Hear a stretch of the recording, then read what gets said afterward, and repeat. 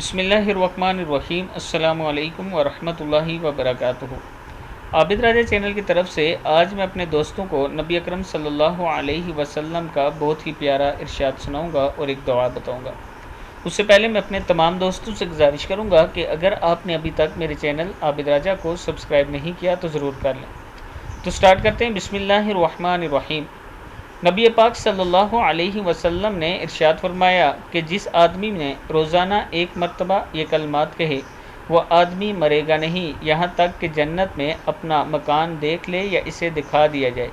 وہ دعائیہ کلمات مبارک یہ ہیں: سبحان القائم الدائم، سبحان الحی القیوم، سبحان الحی الذی لا يموت، سبحان اللہ العظیم وبحمدہ سبوح قدوس رب الملائکۃ والروح، سبحان العلی الاعلی سبحانہ وتعالی۔